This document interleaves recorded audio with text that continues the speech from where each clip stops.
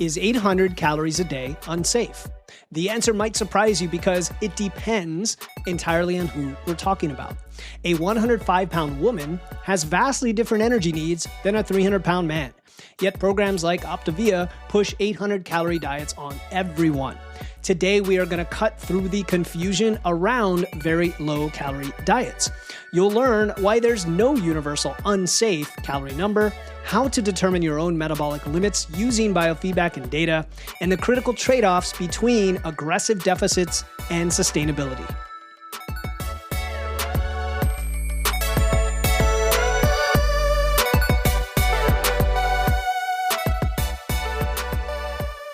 Welcome to Wits and Weights, the show that helps you build a strong, healthy physique using evidence, engineering, and efficiency. I'm your host, certified nutrition coach Philip Pape, and today we're going to tackle one of those highly debated questions in fitness. Is 800 calories a day unsafe?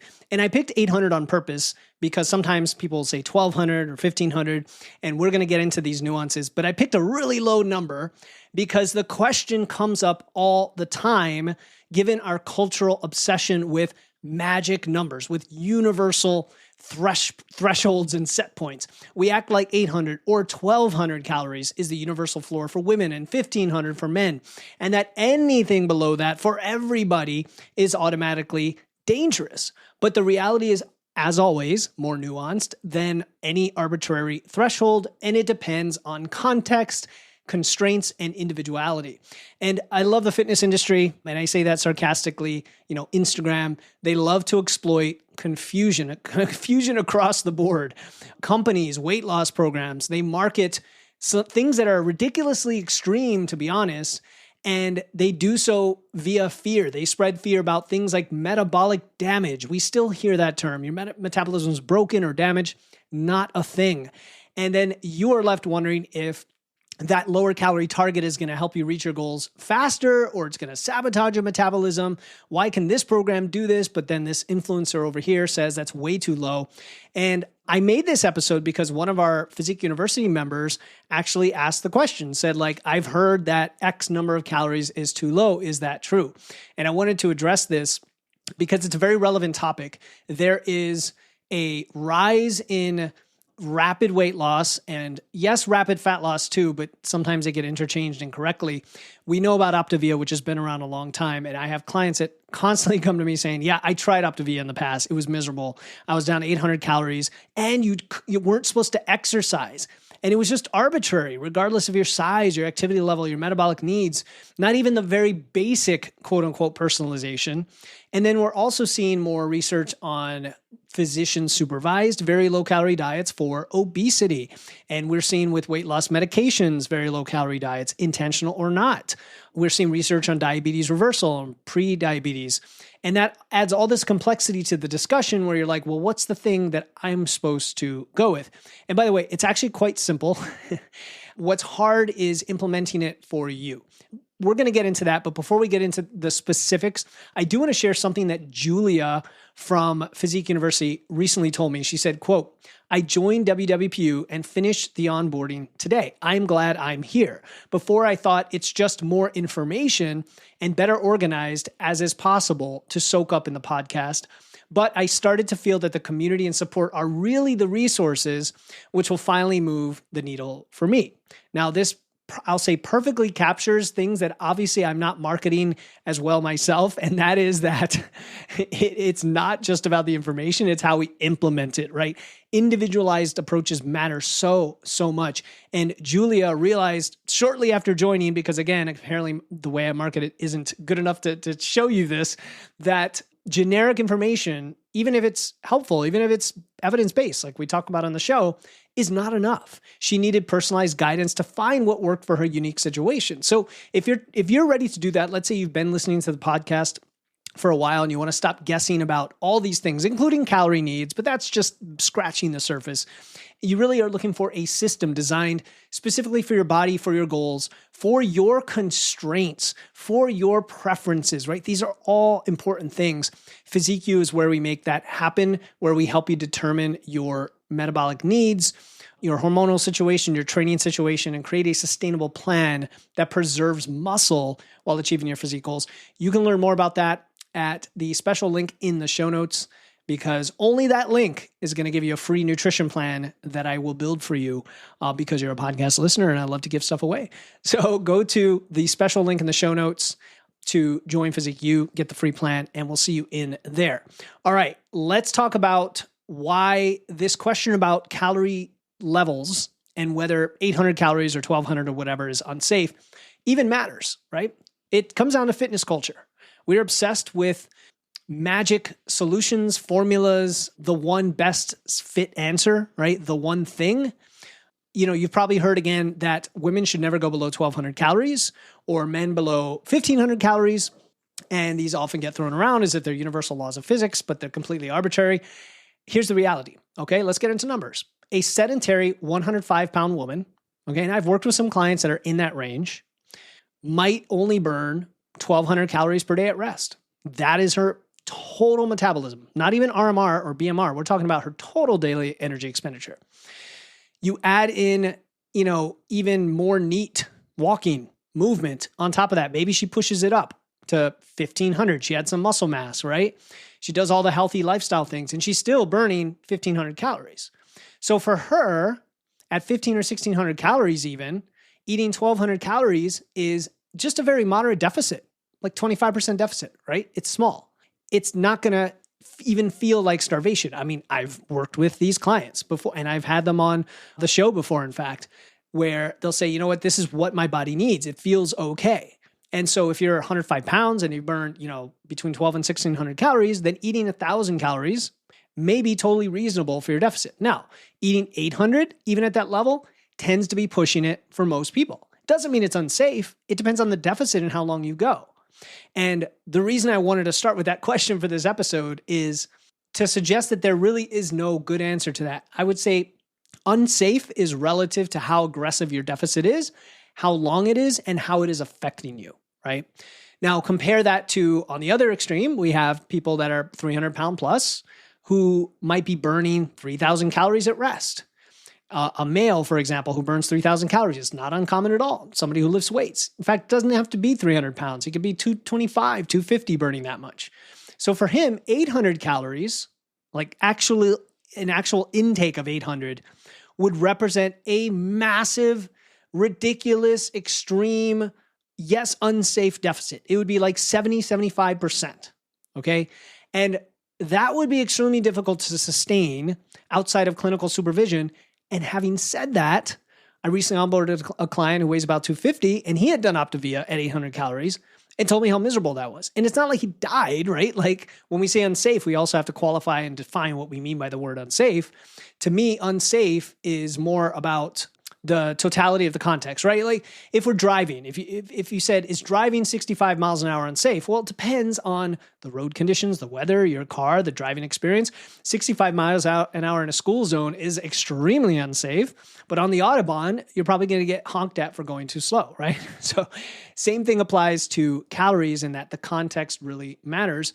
In fact, 800 calories is not far from where a lot of people might hit when doing a rapid fat loss phase for 2 weeks with protein modified fast, right? And it wouldn't be unsafe in that context. It'd be highly controlled, highly structured, exactly what they're intending to do. That's why I think it's important not to blanket statement anything. So when we talk about very low calorie diets and defining our terms, there's actually a term, VLCD, very, very low calories per day, I think, or very low calorie diets, right? VLCDs. And they are actually defined as 800 calories a day or less. But these are not like lifestyle diets. These aren't rapid fat loss phases. They are clinical interventions, typically under medical supervision for people who have severe obesity or diabetes. And there's actually a lot of robust research on properly supervised, very low carb diets or low calorie diets, not carb, sorry. And when you look at those studies, we see rapid weight loss of about 3 to 5 pounds a week. And a lot of the blood markers improve. Blood sugar, blood pressure, lipid profiles make sense because we know that there's a high correlation with reducing excess body fat. And notice that what I said in this, these are properly supervised. Clinical, very low carb, very low calorie diets have somebody monitoring. They have high quality protein, which is going to preserve your lean mass. They have vitamin and mineral supplementation, regular checkups with the medical provider. and they're temporary, no more than say 12 to 16 weeks, which to me is actually quite a long time for 800 calories. If you weren't in a medical situation, at most you might do it for 2 or 3 weeks. And then they transition back to higher calories. So either way, you're recovering afterward, which again, does it mean it's unsafe? No, for these people, it's actually what they need to survive and live a thriving life again and have healthy blood markers so they don't die. That's the opposite of unsafe. Now, did they have to do it that way? I don't know. That's a whole different conversation. I think the problem comes when the commercial, highly marketed weight loss programs take a number like that and then they give you the food, Optavia, anyone, they give you processed bars and shakes. They send it to your door. They tell you not to exercise, and then they send you away for months at a time and like, good luck. Well, we know how that ends. That ends with crash and burn. And even if you lose the weight, you're going to gain it all back because you don't know how to sustain that, right? And I'm sorry to pick on Optavia specifically, but it comes up time and time and time again. Clients and students every day who I talk to have tried this in the past, and I wish I had met them before they tried it. But hey, it's a good learning experience if nothing else. Right? It puts everyone on a really low sub 1,000 calorie diet using prepackaged foods. That's gross. I mean, I think that's gross. I don't want to live that way. You know what? I did Slim Fast a long time ago when I was like 20 for maybe 2 months. Hated it. It was miserable. Every time I knew I was going to have lunch, I'm like, what am I doing? I think I actually eventually snuck Chinese food with my Slim Fast, thinking that, well, I'm still having the Slim Fast. Like, seriously, I think that's what I did because I was so craving more food.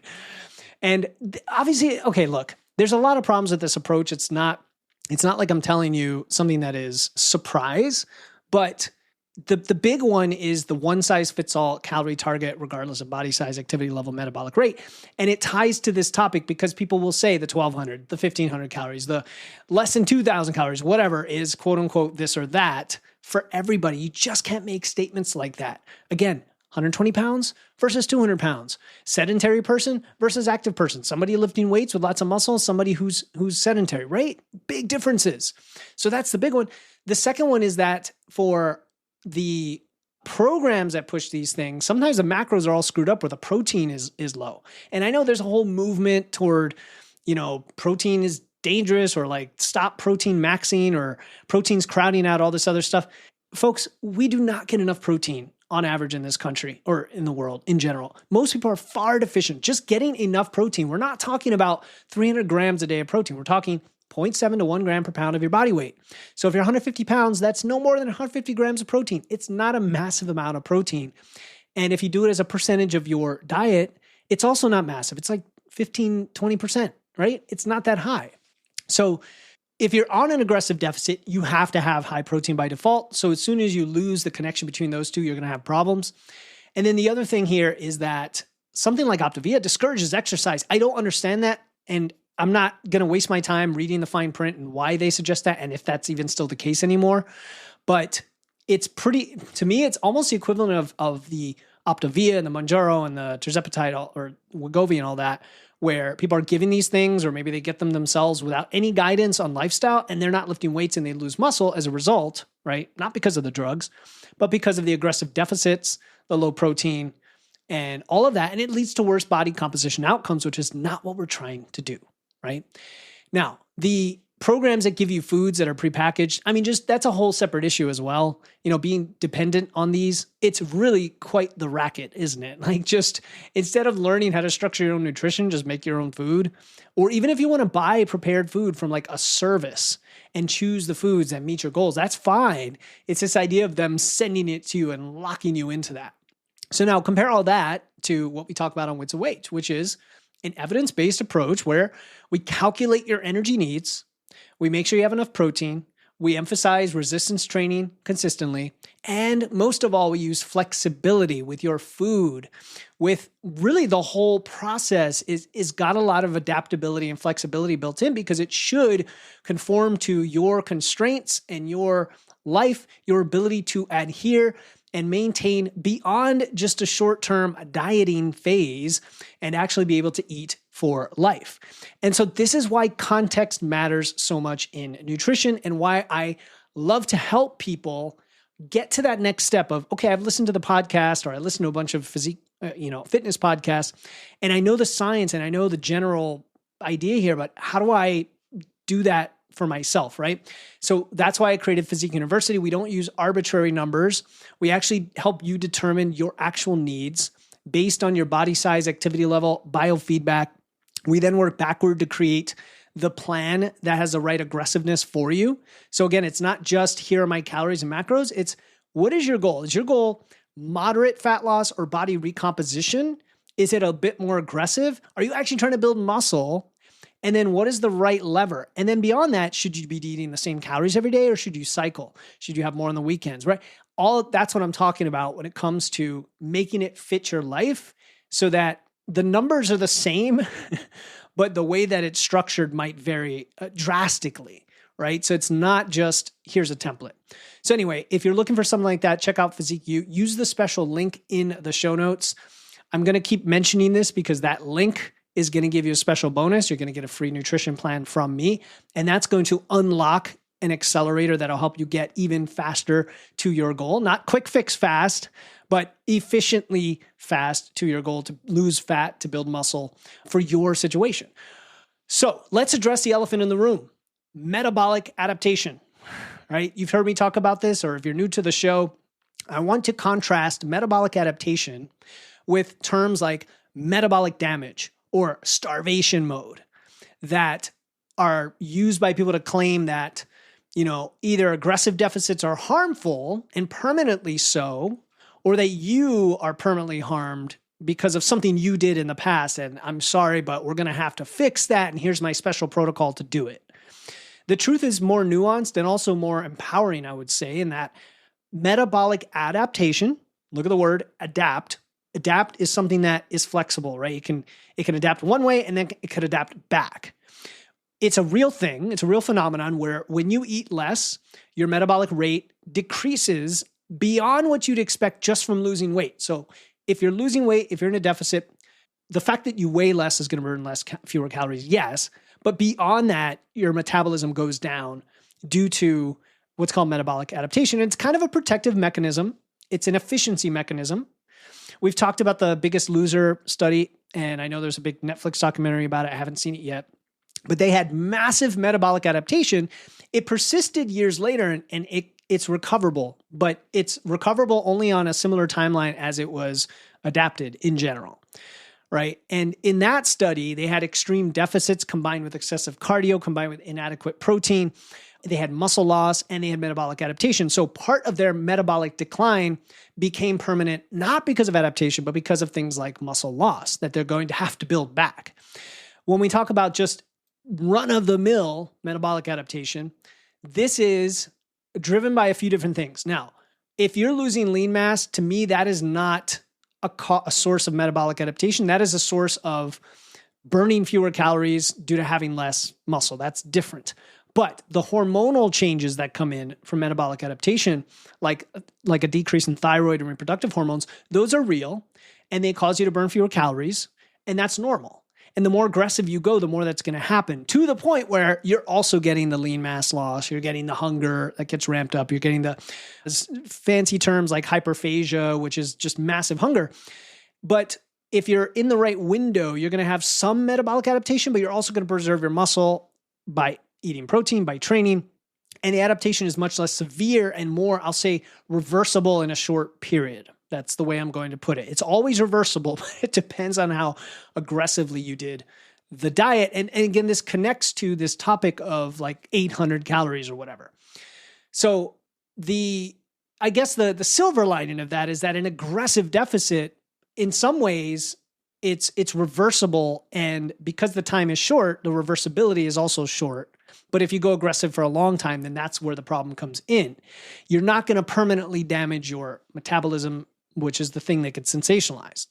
Okay, I hope all that made sense. So I like to think like an engineer, right? Every diet involves trade-offs between three main factors: the speed of your results, the sustainability of the process, and I'll say preserving your metabolism. I'm not talking about the cost, schedule, quality triangle, the iron triangle of fat loss. That's a different thing that I talked about in another episode. This is more of the three things that are going to get impacted the most when you do a diet and how you can optimize. So you can optimize for speed, And you can go very aggressive with a deficit, but you're going to sacrifice sustainability. And that's where you have to keep the time short, right? You're going to increase the risk of muscle loss if you don't. You're going to increase the risk of severe metabolic adaptation. So that's one thing. You could also optimize for how sustainable it is, how much you can adhere to it by making it more conservative. But of course, your progress is going to be slow. And then you can optimize for preserving your metabolism by going at a reasonable level of aggressiveness, but also having diet breaks and refeeds. And that's going to extend your timeline. You're not actually on the net increasing your metabolism. You're just taking breaks along the way, and it's going to take longer, but it's going to feel more sustainable while still being somewhat aggressive, if that makes sense.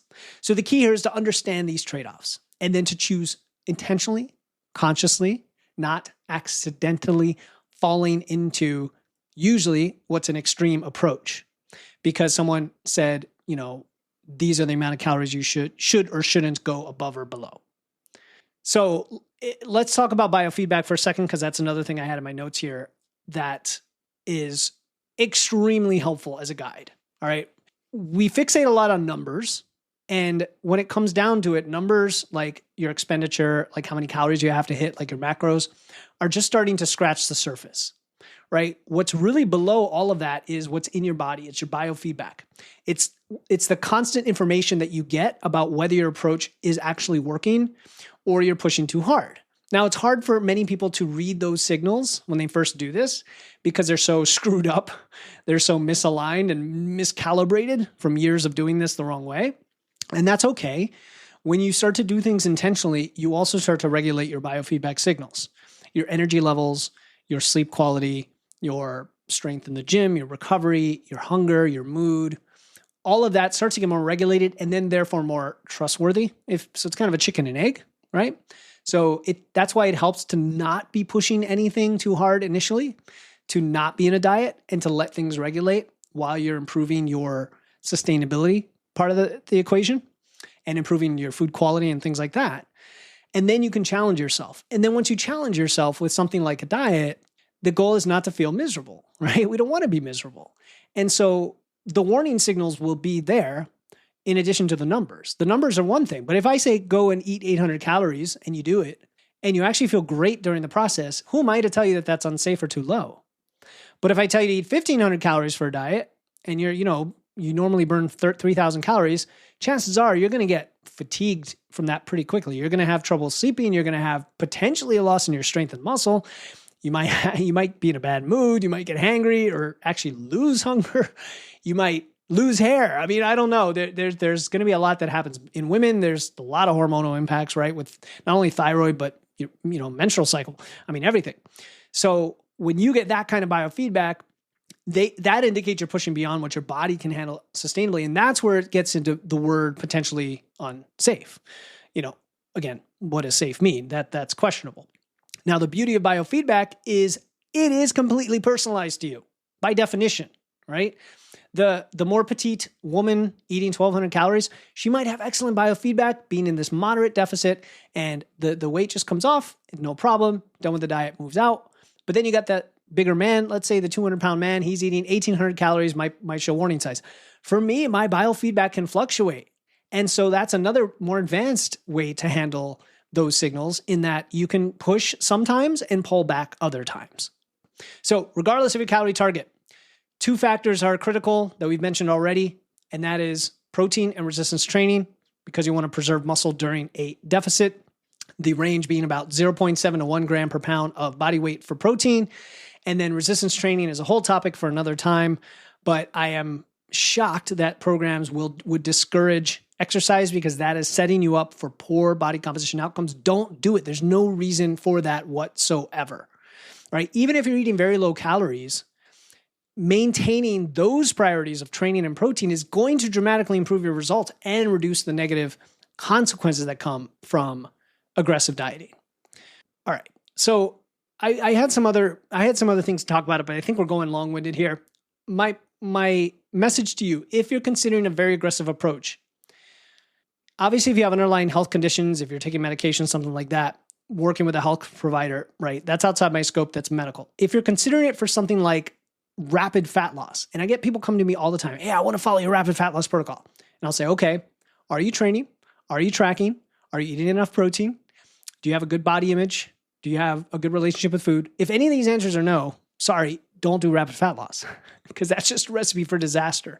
Is your stress high? Is your sleep bad? All that stuff has to be dialed in, right? So if you're considering a very aggressive approach, it is perfectly safe if it's right for you, if it's controlled and structured, and if your biofeedback is solid for the duration of that deficit. So I want to leave you with what I consider the most important insight from today, and that is that the fitness industry, they've conditioned us to think in absolutes. And maybe condition is not the right word. I mean, I think it is, but it could just be that they have, blasted the message that there are dichotomies, that there are false dichotomies, I should say. Safe versus unsafe. You see it all the time. Fear-mongering all the time. Good versus bad, right versus wrong. But your body doesn't operate that way, right? It has context, it has constraints. So it's not whether X number of calories is inherently safe or unsafe. It's whether a specific target makes sense for your unique combination of all the things, your body size, your activity, your goals, your life circumstances. So instead of asking, what should everyone do? Which is, by the way, a very common question to podcasters is, what is the answer to this? What should I do here? Without the context, it's what makes sense for me right now. Okay, what makes sense for me right now? In fact, I was just thinking in our Facebook group, which you can join for free anytime, Wits and Weights Facebook group, we actually have an Ask Philip thread that I do once a month. And the whole point of that thread is for you to ask the question, what makes sense for me right now, right? And then you stop being a victim of arbitrary rules. Yep, I said it, trigger word, victim. And you start being the intelligent, I was going to say designer, but isn't that referred to creationism and stuff? The engineer of your own approach, right? And this is the mind-blowing shift in your brain that I think separates people who actually get this thing, that make it last, that sustain those results, that they're walking around 1 year, 5 years, 10 years from now, having lost the fat, having improved their body composition, and they're living an enjoyable life, from those who bounce and yo-yo between the extreme approaches, hoping that the next solution is going to work for them. So the next time you hear someone online say that a specific calorie number is universally safe or unsafe, number one, unfollow them. And then number two, you'll know that you're missing the bigger picture, or that they are missing the bigger picture, I should say, because of everything we talked about today, right? And you know better. You know better. So instead of searching for the magic number, focus on developing skills, the skills to understand your energy needs, your biofeedback, structure your nutrition for your goals, make informed trade-offs based on what matters most to you right now, which only you know. And if you need to share it with someone else to get some accountability and some help, that's what we're here for. That is how you make it sustainable. That is how you achieve your goals. And look, if you want to connect with others who understand this, you don't want to join Physique University yet, you're not ready to take the plunge there and accelerate your results to that level, you could still join our free Facebook community. I already mentioned it once. You can search for it on Facebook or click the link in the show notes. And that is where we share experiences. We ask questions. We support each other without judgment, without oversimplified advice that you're going to find everywhere else. All right, until next time, keep using your wits, lifting those weights, and remember, your physique is built through evidence, not arbitrary rules. This is Philip Pape, and you've been listening to Wits and Weights. Talk to you next time.